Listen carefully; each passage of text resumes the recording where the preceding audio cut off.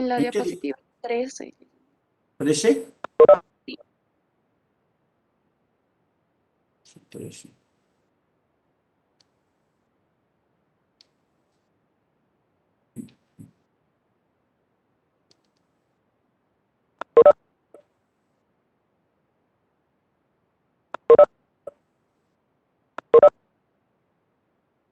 Bueno, entonces hemos visto hasta la clasificación de los tributos, ¿no? Para recordarles, se clasificaban en impuesto, tasa, contribuciones especiales y patentes municipales. Hasta ahí hemos llegado, ¿no? Ahora vamos a ver la relación jurídica tributaria. Si es que no cambia de diapositiva, me avisan, ¿ya? Relación jurídica tributaria. Es el vínculo obligacional que surge entre el Estado u otros entes públicos y los sujetos pasivos. Cuando se han dado las situaciones previstas para el nacimiento del hecho generador de tributo. Cuando dice vínculo entre el Estado, dice, ¿no? El Estado está representado por estas instituciones o entes públicos. El Servicio de Impuestos Nacionales, la aduana, los gobiernos departamentales, los gobiernos municipales y las universidades. Y los sujetos pasivos, dicen, ¿no? ¿Quiénes son los sujetos pasivos? Son los contribuyentes, personas naturales o jurídicas, ¿no? De esta relación tributaria se desprenden varios elementos. Hay varios elementos. Se halla implícito, dice, el reconocimiento de que la fuente de esta obligación es la ley y su existencia solo es posible cuando se produce el hecho generador imponible a que se refiere el Código Tributario. De varios elementos vamos a ver más adelante, ¿no? Vamos a ver más adelante. ¿Cambió de diapositiva o no? Sí, licenciado. A ver, léamelo, por favor, ¿qué dice eso? Como es de conocimiento general en nuestro país, se ha dictado en 22 de diciembre de 1994 la Ley 1606, que además de introducir modificaciones a la Ley 843, ha repuesto el impuesto a las utilidades de las empresas, en sustitución del llamado impuesto a la renta presunta de empresas, que no era un impuesto a la renta. Esta ley de gran contenido contable ha repuesto un sistema de imposición a la renta, con vigencia a partir de las utilidades obtenidas en la gestión fiscal de la relación jurídico-tributaria. Ha surgido una vez que se ha producido el hecho generador en la gestión con distintas modalidades y fechas de vencimiento que corresponden a cada clase de actividad empresarial. Gracias. Bueno, aquí otra vez nos habla, ¿no? De la relación jurídica tributaria, ¿no? Entonces, aquí nos dice que la ley 843 dice, ¿no? Con la ley 1606 se introduce, dice, modificaciones a la ley 843. Y ahí nace el impuesto a las utilidades de las empresas, que sustituye al impuesto a la renta presunta. Porque dice, porque no era un impuesto a la renta, no, era un impuesto al patrimonio. En cambio, al nacer con la ley 1606, el IUE se convierte en un impuesto, una imposición a la renta, o sea, a los ingresos que uno percibe, ¿no? Ahí viene que quien recauda este impuesto en sí es el Servicio Nacional de Impuestos Internos. Quien paga es el contribuyente. Pero dice, una vez que se ha producido el hecho generador se produce cuando una empresa tiene utilidades. Si no hay utilidad, no hay el hecho generador, porque ha habido pérdida. A eso se refiere esta parte de la explicación, ¿ya? La obligación tributaria puede definirse como aquella, dice, englobada dentro de la relación jurídico-tributaria que surge como consecuencia de la aplicación de los tributos. Si no se cumple la obligación tributaria, viene la sanción tributaria. Si la empresa, un ejemplo aquí, ¿no? Si la empresa obtiene una utilidad de 100.000 bolivianos, Entonces, ahí se produce el hecho generador porque tiene utilidad y le vamos a aplicar el 25% a los 100.000, que son 25.000 bolivianos. Estos 25.000 bolivianos debe, dice, ingresar a las arcas del Estado dentro del plazo establecido. En caso que no pague, se va a convertir en una deuda tributaria. Al generarse la utilidad, existe la obligación tributaria. Al generarse la utilidad, existe la obligación tributaria. Tengo que pagar. Me prestaré plata, pediré plazos, dinero en efectivo, pero tengo que pagar al final los 25.000 bolivianos.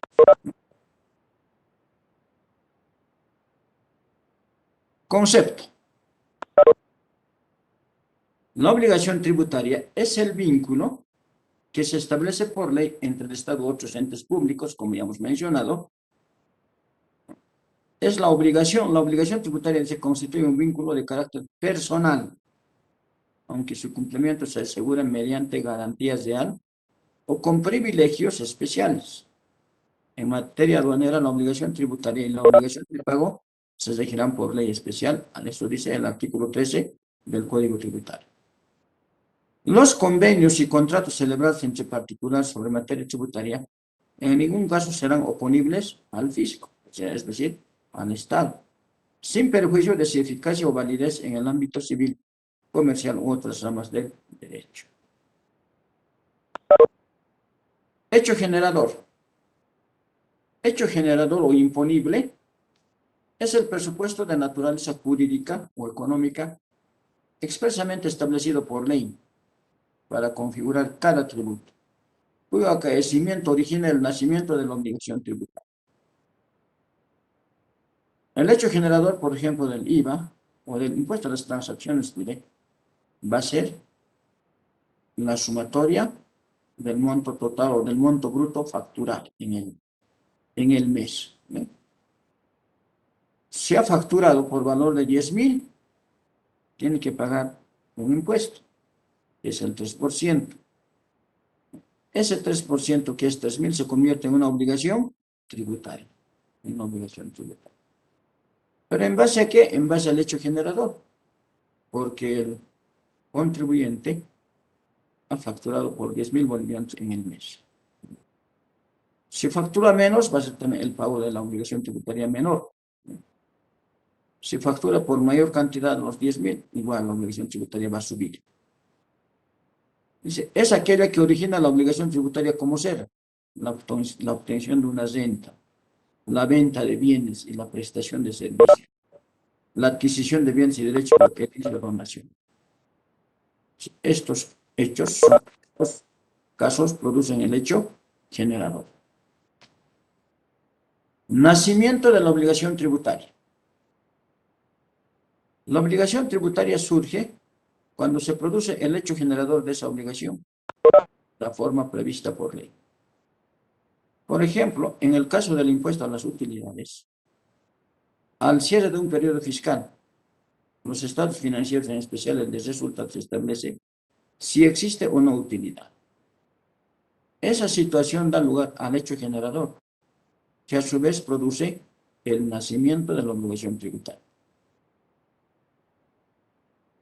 Entonces, si hay utilidad, se produce el nacimiento de la obligación tributaria.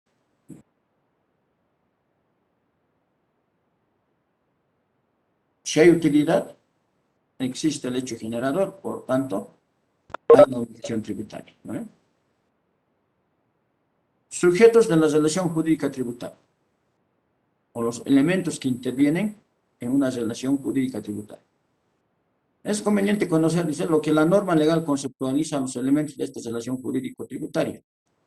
Entre los elementos que integran la relación jurídica tributaria, debemos referirnos principalmente a sujeto activo, sujeto pasivo, solidaridad y efectos, terceros responsables y domicilio tributario. Tenemos entonces aquí 5 elementos que tienen que ver con esta relación jurídica tributaria. Y los vamos a ir desglosando. Sujeto activo. El sujeto activo de la relación jurídica es el Estado. Entonces, cuando hablamos de sujeto activo, palabra clave es el Estado. Pero habíamos dicho que el Estado está representado por otros entes públicos, ¿vale? Cuyas facultades de recaudación, control, verificación, valoración, inspección previa, fiscalización, liquidación, determinación, ejecución y otras establecidas en este código son ejercidas, esto dice, por la Administración Tributaria Nacional, departamental y municipal, dispuestas por ley. Estas facultades constituyen actividades inherentes al Estado. El Estado, mediante la Administración Tributaria, hace estas acciones, realiza estas acciones, ¿no? Hace el control, hace la verificación, valoración. La potestad o el poder de aplicar tributos pertenece indiscutiblemente al Estado en su rama legislativa. El Estado, por su poder de imperio, habíamos dicho, ¿no? Es quien presenta un proyecto de ley para crear algún impuesto a la Cámara de Senadores, Cámara de Diputados. Pero, dice, otros entes públicos pueden ser autorizados o recaudarlo y realizar todos los actos relativos a su administración. Como anota, dice el artículo 22 del Código Tributario, es sujeto pasivo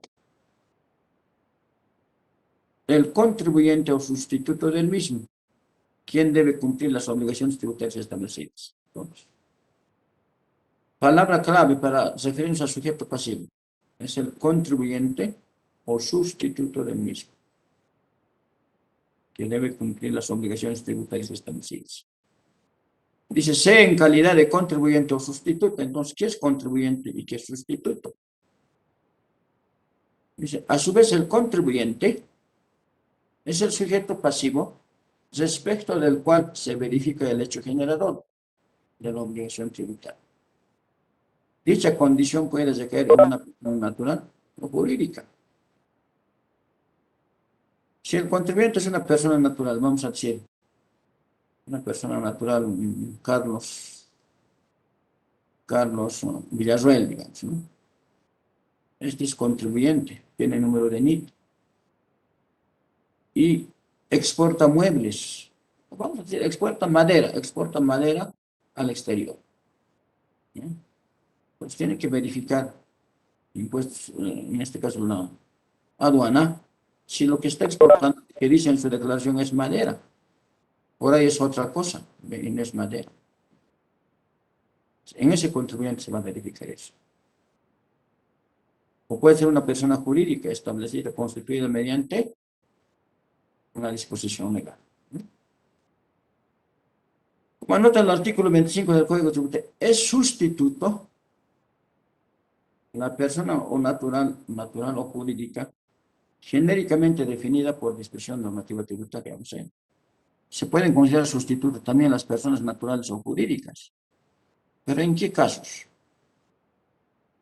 ¿Quién dice, no? Este sustituto, ¿quién? En lugar del contribuyente debe cumplir las obligaciones tributarias, materiales y formales, de acuerdo con las siguientes leyes. En lugar, dice, del contribuyente.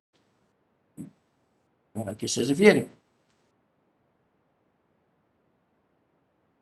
Son sustitutos en calidad de agentes de retención o de percepción. La norma establece que son sustitutos en calidad de agentes de retención o de percepción, en dos casos.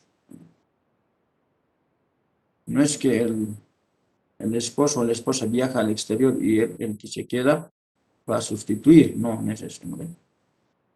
Sino está establecido por norma. Las personas naturales o jurídicas que en razón de sus funciones, actividad, oficio o profesión intervengan en actos o operaciones en los cuales deban efectuar la retención o percepción de tributos, asumiendo la obligación de imposar su importe físico. Tienen esa obligación. Entonces, ¿quién es un agente de retención? Aquí nos dice. Son agentes de retención las personas naturales o jurídicas designadas para retener el tributo, que resulte de gravar operaciones establecidas por ley. Por ejemplo, ¿qué dice la ley 843? Cuando uno compra de la 16 de julio, de la Murillo, ¿vale? Muebles. Si no te dan factura, debes retener, ¿vale? La ley está diciendo que debes retener. ¿Pero qué impuesto debes retener si se trata de bienes? El impuesto a las transacciones, que es el 3%, y el impuesto a las utilidades de las empresas, que es el 5%. En total, si ese mueble cuesta 1.000, vas a tener el 8%, es decir, 80. Bueno, solamente le va a pagar, en este caso, 920. Entonces, ese es un agente de retención, que es un sustituto, pero que actúa como agente de retención. Estás reteniendo el impuesto. Cuando dice aquí,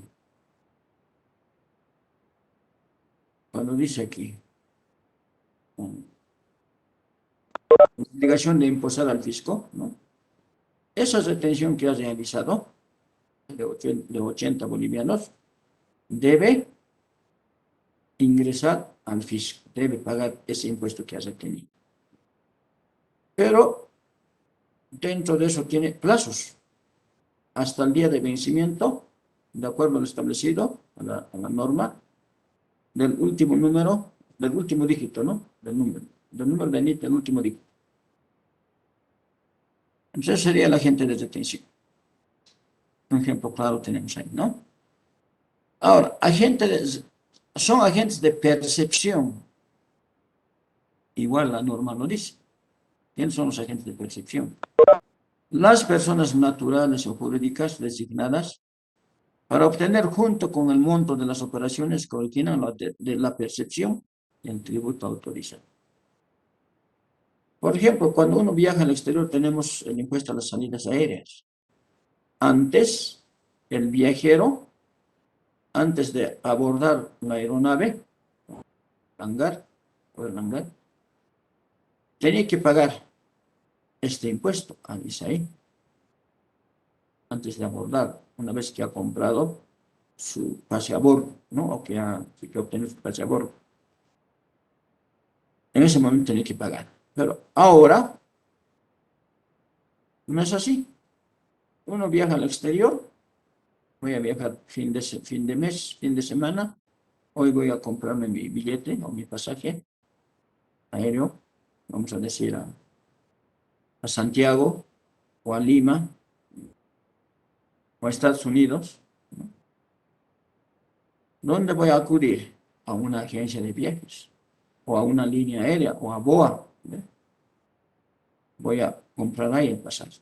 Entonces, esta agencia de viajes o la línea aérea me va a retener, no me va a retener así, me va a cobrar ya el impuesto que debo pagar por las salidas aéreas, ¿no? A eso se llama percepción. ¿Qué está percibiendo esta agencia de viajes o la línea aérea? Está percibiendo un impuesto. La única diferencia es que ese impuesto lo está cobrando la agencia de viajes o la línea aérea, pero eso tiene que imposar, tiene que ingresar al Estado. Ese es un ejemplo claro respecto a este concepto. Como dice aquí, efectuada la retención o percepción, o sea, cualquiera de estos dos, ¿no? Retención o percepción. El sustituto es el único responsable ante el fisco por el importe retenido o percibido. Es decir, este sustituto que se ha convertido en agente de retención o percepción es el responsable ante el fisco, considerándose extinguida la deuda para el sujeto pasivo por dicho importe, porque el sujeto pasivo ha pagado, ¿no? De no realizar la retención o percepción, responderá solidariamente con el contribuyente, sin perjuicio del derecho de repetición contra este. No hay ninguna repetición. Van a ser solidarios en ese impuesto tanto el contribuyente, en este caso, y el sustituto. El agente de retención es responsable ante el contribuyente por las retenciones efectuadas sin normas legales o reglamentarias que las autoricen. Si hay un agente de retención y retiene sin que establezca la norma, les dice, este agente de retención es responsable, ¿no ve? Eso es respecto a lo que es un sustituto, pero que hemos aclarado, ¿no? Tal vez tienen hasta, a ver, ahí alguna consulta.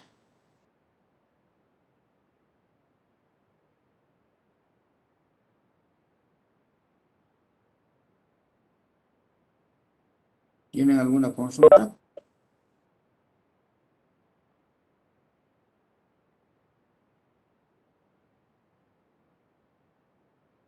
¿Ninguna?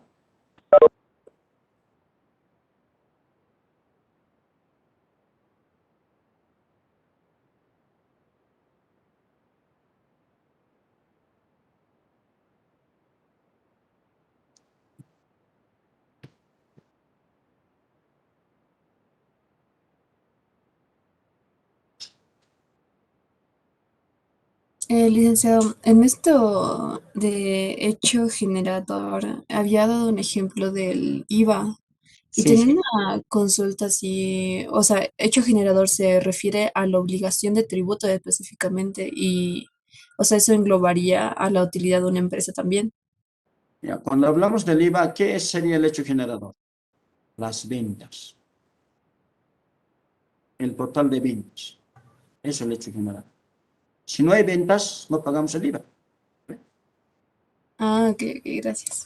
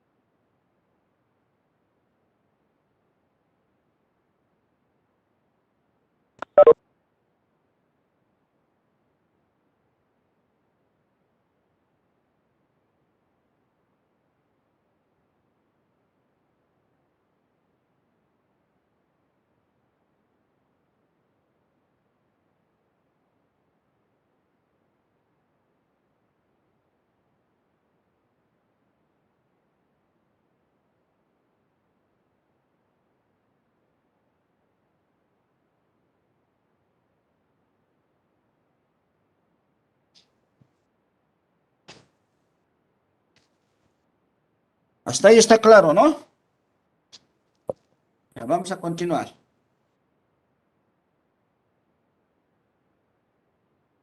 Ahora vamos a ver el otro elemento. Solidaridad y efectos, dice, ¿no? Vamos a ver esto, ¿ya? A ver, ¿alguien me lo puede leer? Los dos párrafos. Sí, se lo puedo leer, licenciado. Por favor, por favor. Deudores solidarios, solitarios o sobre, no sé, Solidario. Ah, está mal solidarios, escrito, ¿no ve? sí, ¿Ves? están Está. solidariamente, Un ratito. Está mal escrito, ya sabemos dónde está mal también. Ya. ya, deudores solidarios. Ya. Sigue. Están solidariamente obligados aquellos sujetos pasivos respecto de los cuales se verifique un mismo hecho generador, salvo que la ley especial dispusiere lo contrario. En los demás casos, la solidaridad debe ser establecida expresadamente por ley. Segundo, los efectos de la solidaridad son: uno, la obligación puede ser exigida totalmente a cualquiera de los deudores a elección del sujeto activo. 2. El pago total efectuado por uno de los deudores libera a los demás, sin perjuicio de su derecho a repetir civilmente contra los demás. ¿Ya? Entonces dice aquí, ¿no? Deudores solidarios. A ver, en una institución vamos a decir, normalmente esto se ve en instituciones públicas. Ah, el contador se ha olvidado de presentar el Servicio de Impuestos Nacionales, o sea, en línea, ¿no? Mediante, o sea, en línea, ¿no? El libro de compras y ventas. Y vamos a suponer un hecho hipotético. Las multas han alcanzado a 10.000 UFBs por no haber presentado, por no haber presentado. En este caso, Impuestos Internos va a cobrar a esa institución esa multa, ¿no? Y tiene que pagar, la institución va a pagar. Pero las instituciones públicas no pueden pagar multas, ¿no? Porque las multas se han generado por descuido del funcionario público. En este caso está bien, estamos aclarando que es el contador quien, o sea, del contador era la responsabilidad. Pero el contador ¿de quién depende? Del jefe de área, es decir, del director de asuntos, administrativos o del jefe administrativo financiero. Este jefe administrativo financiero depende ¿de quién? De la MAI. Si hablamos de un ministerio, del ministro, ¿no? Si hablamos de la universidad, la MAE es el rector a nivel de la administración central y son los decanos a nivel de las administraciones desconcentradas. Entonces, vamos a decir, la MAE es responsable, en este caso la MAE es solidario, diré, el director administrativo también es solidario, y el contador es el que se ha equivocado. Entonces, los tres se convierten en solidarios. A ese se refiere cuando hablamos de deudores solidarios. Pero, ¿cuáles son los efectos? Vamos ahora aquí viendo eso, ¿no? Dice, la obligación puede ser exigida totalmente a cualquiera de los deudores, es decir, a elección del sujeto activo, dice, ¿no? Puede ser exigida a cualquiera de los, en este caso, de los tres, que es de mi ejemplo, ¿no? ¿No? El sujeto activo. Va a exigir el sujeto activo, ¿quién puede? A cualquiera de ellos, dice. Pero normalmente es a los tres. El pago total efectuado por uno de los deudores libera a los demás. De estos tres, el contador ya no trabaja. Y peor aún, se había ido de aquí de La Paz a Santa Cruz, ¿o dónde estará? ¿Vale? ¿Dónde estará trabajando? O tal vez se ha ido al exterior. Pero sí, el director administrativo y el AMNAE siguen. Todavía el director administrativo sigue en funciones en la institución. Mientras que la MAE ya no está. Pero hay que pagar esa multa, ¿no ve? Entonces, por ahí dice, no, el director administrativo, para que no me hagan lío, yo voy a pagar los 10.000 UFBs. Paga. Ya eso se refiere, ¿no? El pago total por uno de los deudores libera a los demás. Al pagar, se ha liberado el AMAE y el contador.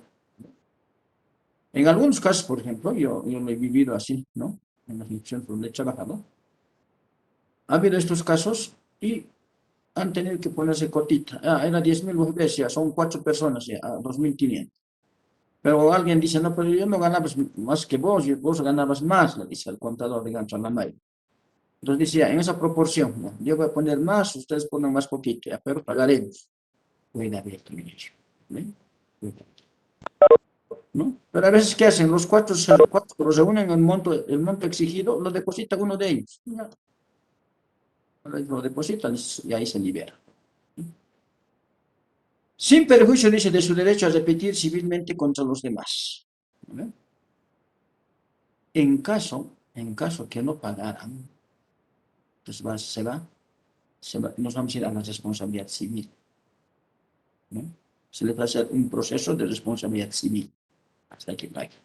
Y eso va a ser a todos, a los 4 o a los 3 solidarios, ¿no? El cumplimiento de una obligación formal por parte de uno de los obligados libera a los demás, ya hemos dicho, ¿no? Libera. La exención de la obligación alcanza a todos los beneficiarios, salvo que el beneficio haya sido concedido a determinada persona. En este caso, el sujeto activo podrá exigir el cumplimiento a los demás con deducción de la parte proporcional del beneficio. Es decir, ¿a qué se refiere? debía estos 10.000 UFBs, pero impuestos internos no se ha pronunciado. Ya ha pasado el tiempo, ya se ha extinguido. Si ha pasado el tiempo, ya no puede cobrar, ¿no? Claro, pero después de tiempo se ha dado cuenta y ha mandado una nota diciendo que deben este impuesto. Pero el contador o el administrador se da cuenta de que ya había pasado bastante tiempo y ya está exento, ¿no? Ya hay una extensión. Y consulta al abogado. El abogado dice, ya bueno, haremos representación. Hay que invocar. Con un memorial hay que decir a impuestos nacionales, que esto ya ha vencido. Por tanto, ya no lo pueden hacer fiscalización. A eso también beneficia, dice, a todos los involucrados.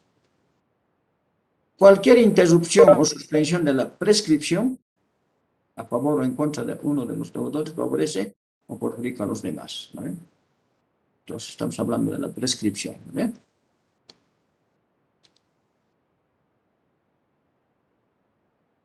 Bueno, eso sería, digamos, la explicación de los efectos, de lo que es una solidaridad y los efectos, ¿no? Ahora el otro, terceros responsables.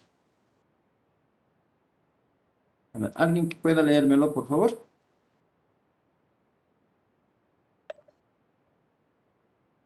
¿Ya puedo leer, licenciado? Siga, adelante, adelante. Son terceros responsables las personas que, sin tener el carácter de sujeto pasivo, deben, por mandato expreso del presente código o disposiciones legales, cumplir las obligaciones atribuidas a aquel. El carácter de tercero responsable se asume por la administración de patrimonio ajeno o por la sucesión de obligaciones como efecto de la transmisión gratuita u onerosa de bienes. Ok, gracias. Entonces, dice, ¿no? Cuando una institución o cuando una empresa es jurídica, se ha constituido, es una persona jurídica, o sea, tiene una constitución, entonces, ¿no? Un testimonio de constitución. Vamos a suponer, a ver, una SRL, ¿cuántos socios debe tener, jóvenes? De 2 a 25 personas. A 25 personas, ¿no?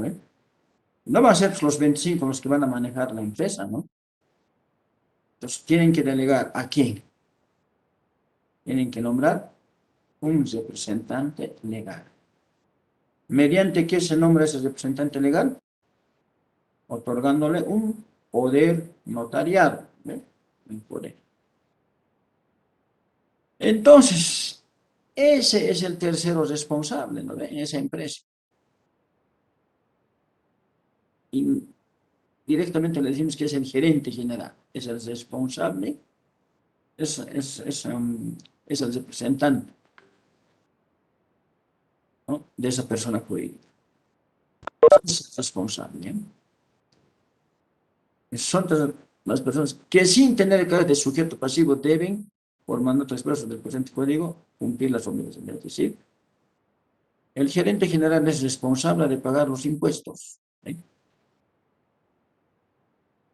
Que representa a esa persona jurídica. Como dice aquí, se asume por la administración del patrimonio adquirido. Como se describe, dice, ¿no? Por responsables por la administración del patrimonio ajeno. Responsables por representación. Cuando viaja nuestro presidente al exterior, va en representación del Estado boliviano. Cuando viajan los ministros, van en representación del Estado boliviano y de ese ministerio. Responsables subsidiarios, solidaridad entre responsables, derivación de la acción administrativa, notificación e impugnación.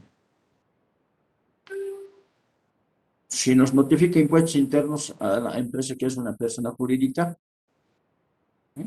tenemos que recepcionarlo, ¿ven? Tenemos que hacer la impugnación correspondiente. Responsables solidarios por sucesión a título particular, sucesores de las personas naturales a título universal. Transmisión de obligaciones de las personas jurídicas. A eso se entiende como terceros responsables. Esto sí es interesante. el domicilio tributario.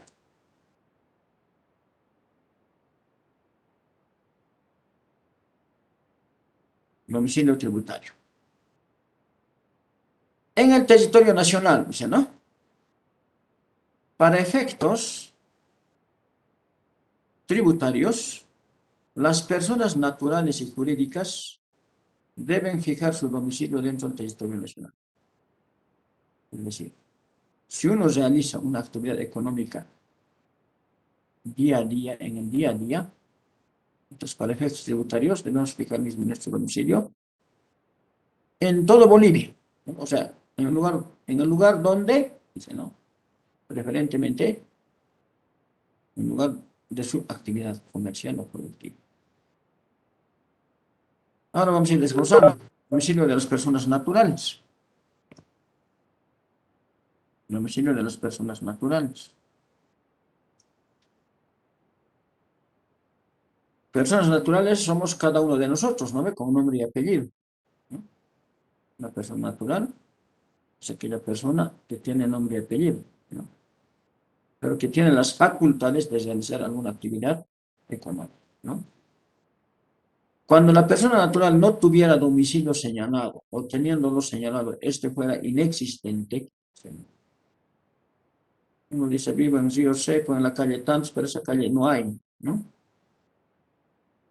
A todos los efectos tributarios, dice, se presume que el domicilio en el país de las personas naturales es de cualquier persona que realice una actividad económica en Bolivia. La norma establece que el domicilio es, dice, ¿no? La norma dice, el domicilio es el lugar de su residencia habitual o su vivienda permanente. Bueno, yo resido en el Alto, ¿no? Ahí es mi vivienda, en la zona Nuevos Horizontes, ¿no? O en la zona Pacajes, zona 16 de julio. Ese es mi domicilio, mi residencia habitual, por donde vivo, ¿no ve? Vivo en la 16 de julio, calle tanto, no sé qué calle sabrá. El lugar donde desarrollo su actividad principal. Vivo en el Alto, pero mi actividad principal es en la seca. Es mi actividad principal. Ahí tengo mi tiendita donde vendo material de construcción, ¿no? En caso de no conocerse las residencias, ¿no? En caso de que no se conoce dónde vive, va a ser el lugar donde realiza su actividad principal. Puede existir dificultad para determinarla, dice, ¿no? En el Alto hay infinidad de calles, ¿no? Callejones, es difícil encontrarla, ¿no ve? En ese caso. Y tercero, el lugar donde ocurre el hecho generador. ¿Cuándo ocurre el hecho generador en caso del IVA? Cuando vende, ¿ve? Si está vendiendo, ahí existe el hecho generador. Pero en 16 de julio, en la feria, venden computadoras, ¿no ven? Ahí en la feria. Impresoras. Estos señores deberían pagar, ¿no ven? Deberían pagar. Deberían estar inscritos en el padrón biométrico, ¿no? Pero no, tal vez no, ¿no? O tal vez sí están inscritos, pero ahí está vendiendo.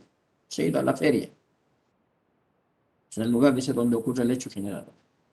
En caso de no existir, domicilio en los términos de los numerados precedentes. Bueno, si tienen alguna consulta aquí, jóvenes, creo que está clarito, ¿no?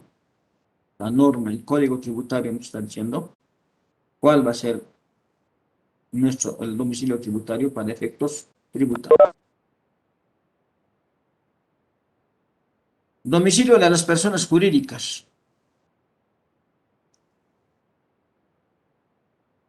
Domicilio de las personas jurídicas.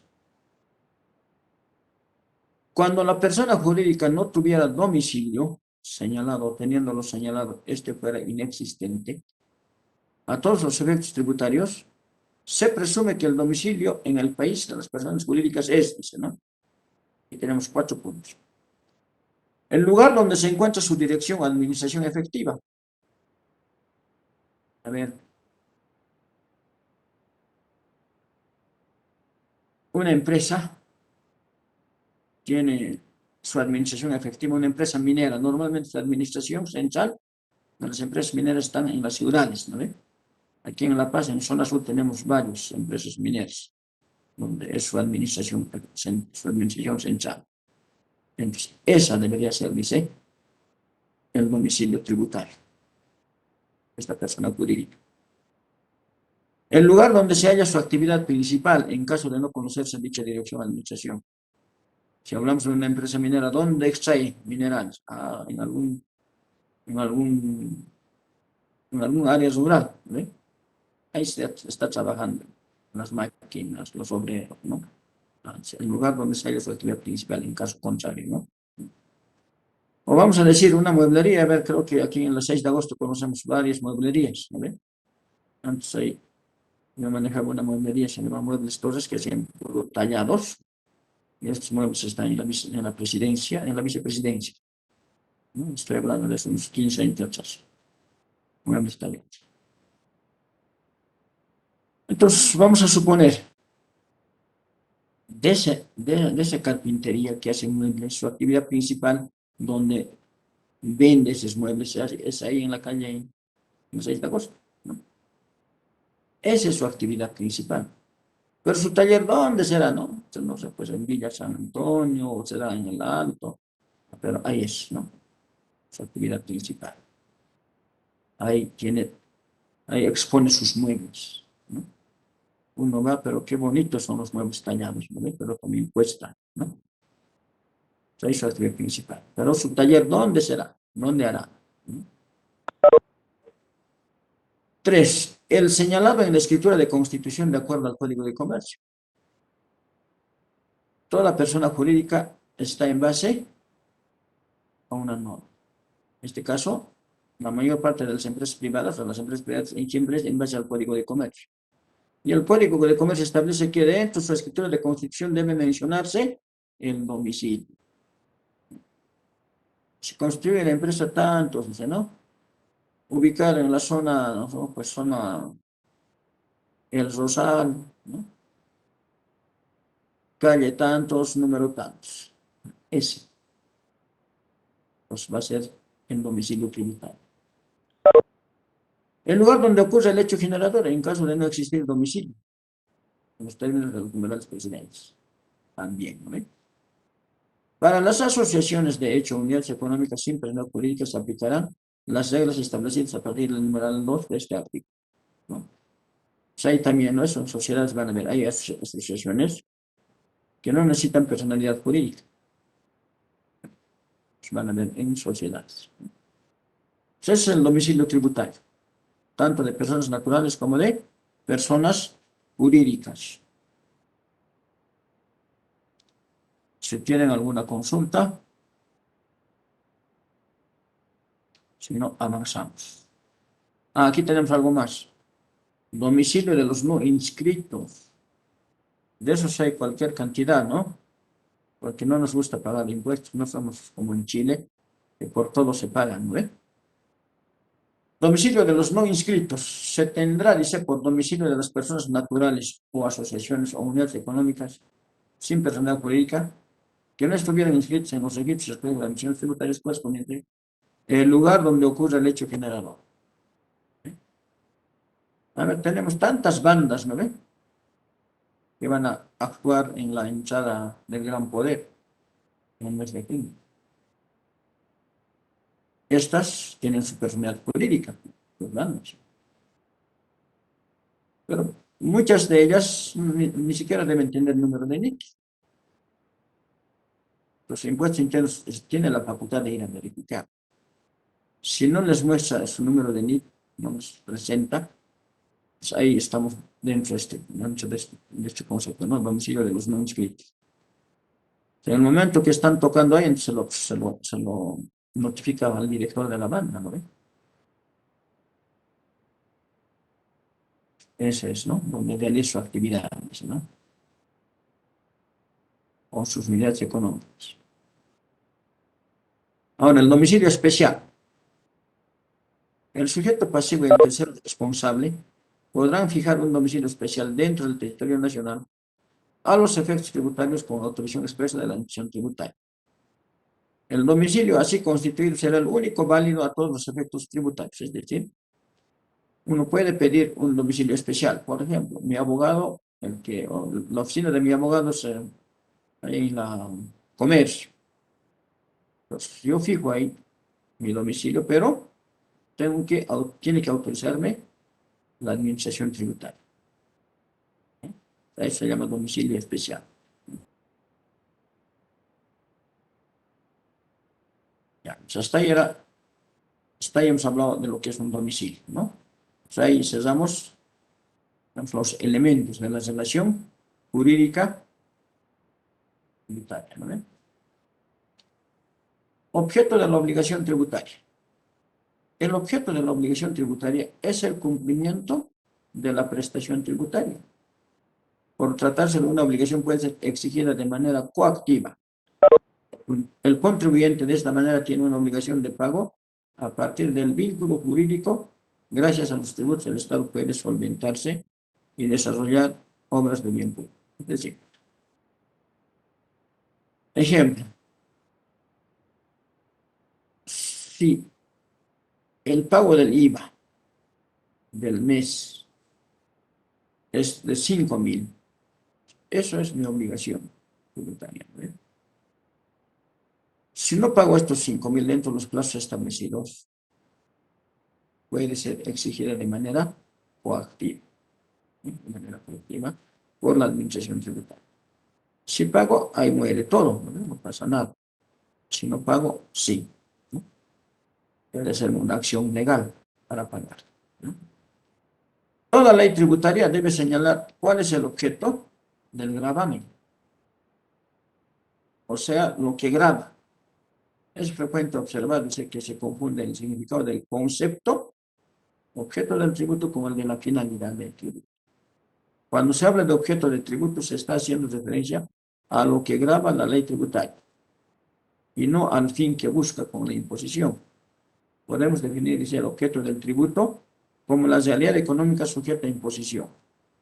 El objeto del tributo quedará precisado a través del hecho imponible. La estructura del tributo, entonces, tenemos aquí la estructura del tributo. Hecho generador o imponible, causa que da origen, dice, al nacimiento de la obligación tributaria. Si la empresa ha obtenido utilidad, nace la obligación tributaria. Materia imponible objeto constituye el soporte de la imposición. Comprende los elementos que integran los flujos reales, bienes y servicios, nominal, ingresos y factores de producción. Base imponible, materia imponible objeto sometido a imposición, expresada en valores o unidades físicas. Por ejemplo, la base imponible del impuesto a las utilidades va a ser el monto del impuesto, diré el monto de la utilidad. Esa es la base imponible. Sobre ese importe de la utilidad se va a aplicar la tasa, o en este caso, el 25%, ¿no? Alícuota, cifra o coeficiente o porcentaje o valor fijo, vamos a decir, que se aplica sobre la base imponible para obtener el monto del impuesto a pagar. Es decir, la base o la alícuota del IVA es porcentual. ¿Pero qué porcentaje se aplica? El 25%. Sujeto activo es el acreedor del tributo. En general dice es el Estado. Es el sujeto activo. Acreedor del que va a percibir el tributo. En general es el Estado, pero que está representado por entes públicos, ¿no? Sujeto pasivo, persona natural o jurídica obligada por la ley al pago del impuesto. Exención, el no pago de tributos por mandato de la ley. Por ejemplo, está exento el pago del impuesto a las transacciones, ¿no? En caso, el IVA, diré, el IVA, en caso de las exportaciones de mercaderías, ¿no? Está exento.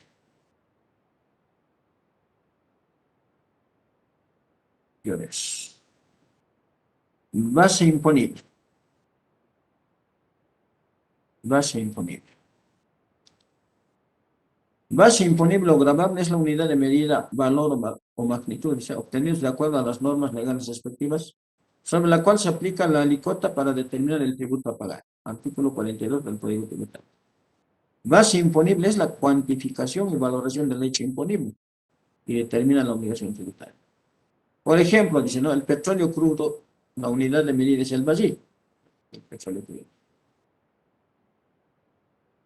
Entonces, sobre los barriles que se extrae, se paga en este IDH, el 32% que se aplica, ¿no?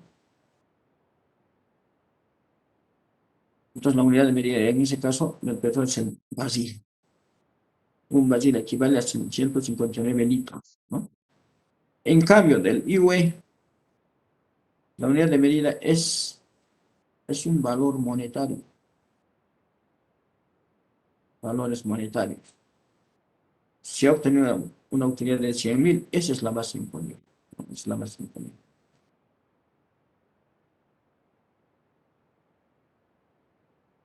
La base imponible, dice, podrá determinarse por los siguientes métodos. Sobre base cierta, es decir, tomando en cuenta los documentos. En este caso, la base imponible del impuesto al valor agregado va a ser la suma de todas las facturas, ¿no ve? Esa es la base cierta. Sobre base presunta, en mérito a los hechos y circunstancias que, por su vinculación o conexión normal con el hecho generador de la obligación, permitan deducir la existencia y cuantía de la obligación. Es decir, sobre base presunta, por ejemplo, en caso del impuesto a las utilidades de las personas naturales, ¿no? O los profesionales que prestan servicio. O cuando la ley encomienda la determinación al sujeto activo, prescindiendo pasivo totalmente del sujeto pasivo. La ley también puede, o sea, le permite al sujeto activo determinar lo que va a ser imponible.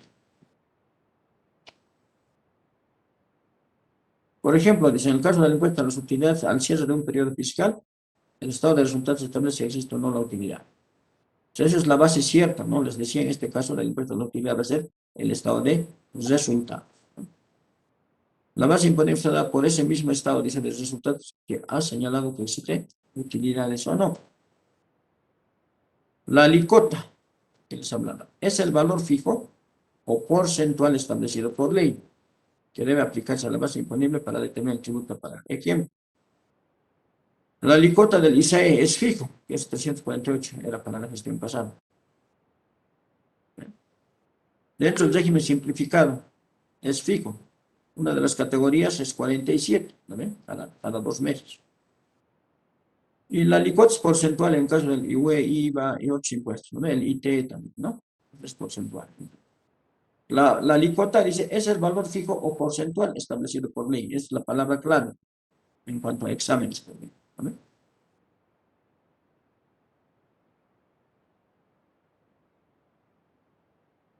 Hasta ahí entonces, ¿ya? Ya sí, ya va a ser. Estamos entonces en la diapositiva 36. Anoten, por favor, hasta ahí hemos llegado, ¿ya? Diapositiva 36. Bueno, jóvenes, entonces continuamos el día miércoles. Ahora sí, quiero ver cuántos están.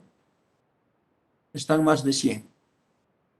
¿No? Entonces ya vamos a salir a las clases mediante Webex a partir de hoy adelante. Licenciado, una pregunta, ¿va a tomar lista?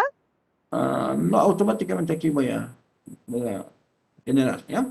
Eso también permite. ¿Ya? Ya. Bueno, pues muy buenos días, hasta luego. Hasta luego, buenos días. Hasta luego, hasta luego. Hasta luego, licenciado.